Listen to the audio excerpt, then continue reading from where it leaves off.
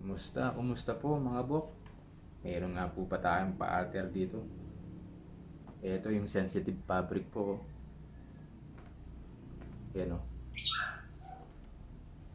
Hindi po siya pwedeng sewing kahit sa kung paano paraan pa lamang. Kasi, yan o, kung mapapansin nyo po, wala po siyang sewing dito, wala po siyang overlock. And then yung pong pinaka-sewing po niya, ayan dito. Kasi pagka kinat mo to, didiretso lang yung tela parang sako. Kaya napakahirap po nitong gawin. Hindi ko na nga po ito tinanggap eh. So sabi ni Madam Micaela Cuevas, sabi niya, hindi naman daw siya masiraan kahit paano. Kasi napakahirap po itong tensionin sa machine. Yan o, terno po siya. So gusto ni Madam, may babalik po natin to. Puputulin daw natin. So sabi ko sa kanya, hindi naman pwedeng isawing to. Kasi ito yung control niya oh. Pagka pinutol mo to, hindi sinawing mo siya, luluwang ng luluwang to. Tingnan po natin yung kanyang pattern. Ito po yung pattern niya. Gusto niya, putulin daw natin, sundan natin to. Then, maybe. Lalaki po ng lalaki to, mawawala po yung control niya. Ito po yung pinaka-control niya. So sabi niya, gawin ko na lang daw ng paraan. Hindi naman daw siya masela. Yung kliyente natin na si Micaela Cuevas. Tapos ito yung kanyang pattern, no? Na sobrang lagi din. So, paano pong natin gagawin to mga bok? Paraanin na lang po natin to. Total, hindi na masela si ma'am kahit paano. Napakahirap pong tensionin dito sa machine. Grabe talaga. Ito yung pinakamahirap tensionin sa machine na minsan yung machine niya lumalakad. Sa single needle at saka sa overlock mga bok. So, paraanin na lang daw po natin, hindi naman maselan si Micaela Cuevas. So, ayan po.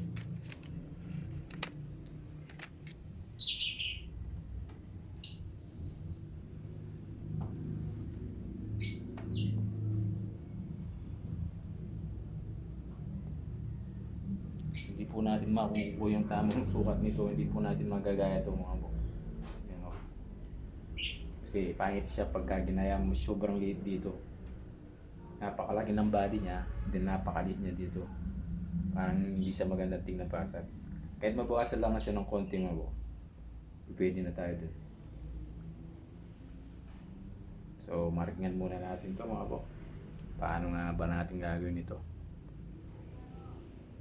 Bago yan mga bok, bago natin gawin ito, bakit natin ituloy? Baka naman pwede nyo kung follow, like, at saka share.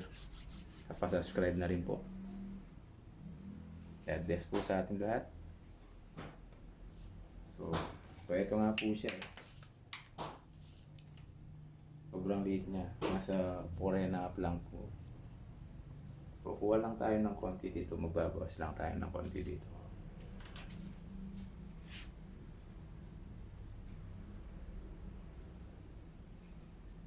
Ayan o. Pit kasi ito eh. Pit eh. Yung pattern ni Ma'am Pit.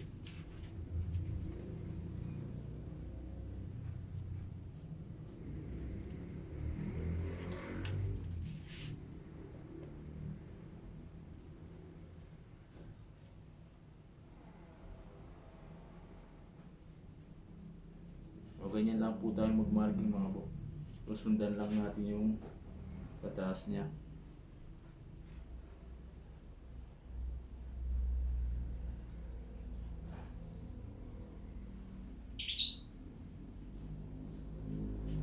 So sabi ni ma'am, hindi naman daw siya maselan mga bok. So gawin natin to. Gusto niya mabawasan lang.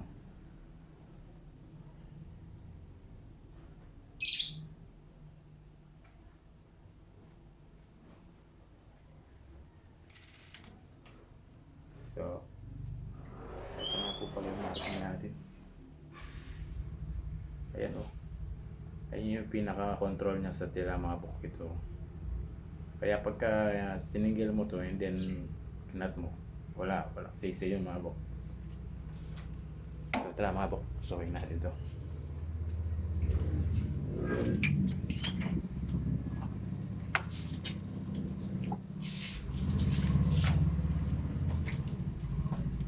So, dito tayo sa overlang mo.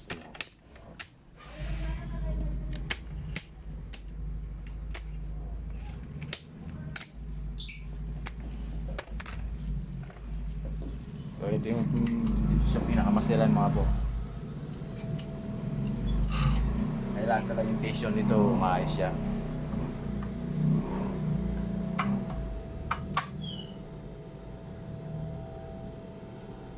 So yung one shot lang natin sa overlock to mga bok. Kasi sa single to, lalakad na lalakad yung tingin may tension nito. Try lang natin dito mga bok.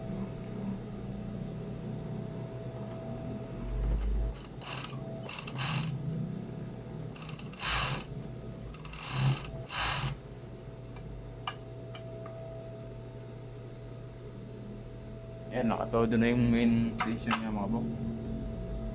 Kinodo na, sinagad na natin sa baba yung ano niya. Tawag dito. Compress niya. So, yan yung kinakalabasan niyan mga bok.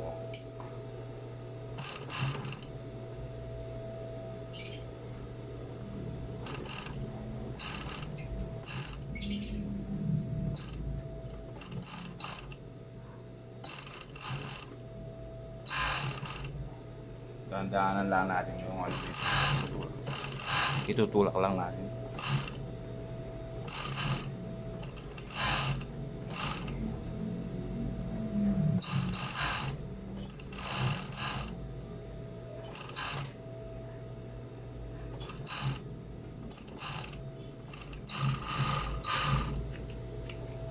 So ganyan na mangyayari dyan mga bukay ano. Mag-wave siya. Kasi yung ano niya, napakalambot talaga. So plugyan na lang natin to.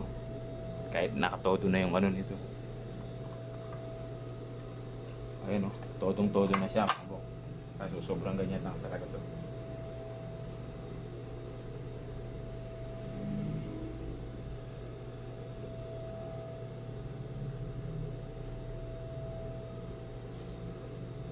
Tanggalin muna natin yung label niya mga buk.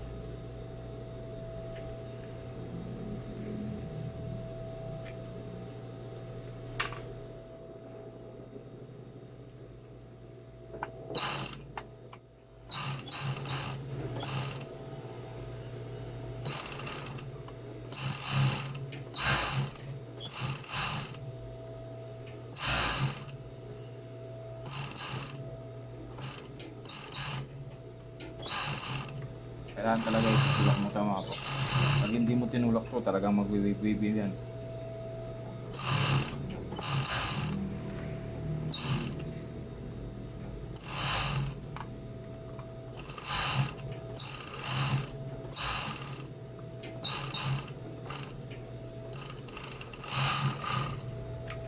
So at least ganyan yung kalaking naputulan niya, nabawasan niya mga bok. So ito na siya ngayon mga bok. Ayan, no? So kukunin natin sa plancha mga bok. So at least to meet siya, nagustuhan ni Madam to. So sana magustuhan mo to Madam Kela. Thank you sa iyo. God bless sa iyong partner. Maraming salamat po. Thank you po.